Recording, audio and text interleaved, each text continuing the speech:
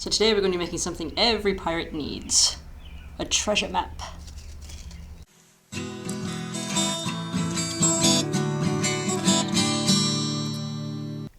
So I started by taking some of that brown packing paper. This is a great way to upcycle some of it. If you don't have any of this lying around, you can take regular white paper and just soak it in some strong tea to give it that aged look, so it looks more like the brown packing paper, but I'm just using the packing paper. So you want to cut some kind of like wavy lines. You don't want them to be straight, so just wave up the edges of your piece of paper to make your map base.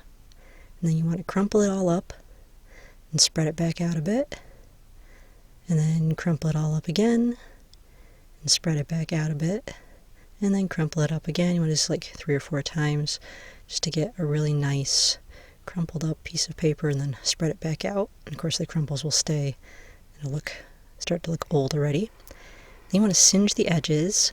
I'm using a candle because it lasts longer, but you can also use a match. And all you do is you just light the edge on fire and blow it out immediately. If you're not an adult, have an adult do this part for you. And keep a bowl of water nearby so that if the fire gets away from you, you can just dunk it into the water real quick. But you just go all the way around the edge of the map, lighting it on fire and blowing it out immediately. And it gives it those nice singed edges, which make it look really old and used and mysterious. So here it is once I've got all the edges burned all the way around. And so then you just want to take a pencil and sketch out the design of your treasure island. Do it with a pencil first, so if you make any mistakes, they won't be noticed in the final map. And then you just go over all that with a black marker.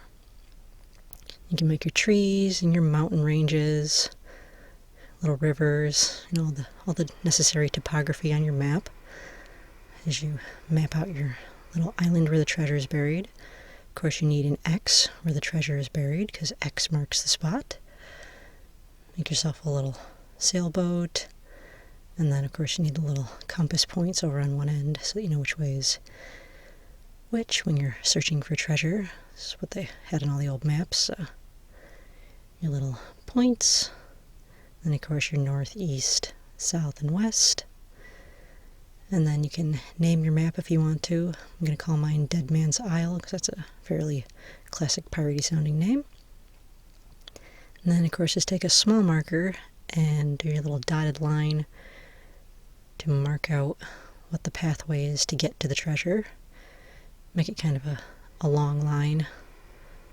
And I got a bridge over the river too. So here's mine. It goes all the way up around here because, nobody wants a nice, easy treasure hunt. It's got to take a while. It's the fun of it. So then to age it more, you want to water down some brown paint and load that onto a paintbrush, and then just tap that onto a stick, and that will make spatters all over your paper. If you want the spatters to be darker, then put more paint in the mix. If you want the spatters to be lighter, then put more water in the mix. And once they dry, they start to blend into the paper. And they just give it that old kind of stained, dingy look like you'd find on an old treasure map. So once they're dry, you've got your nice little treasure map, and you are ready to jump in your pirate ship and go hunt some treasure with your new treasure map. And quick shout out to Bob. Thank you for the PayPal tip. Greatly appreciated.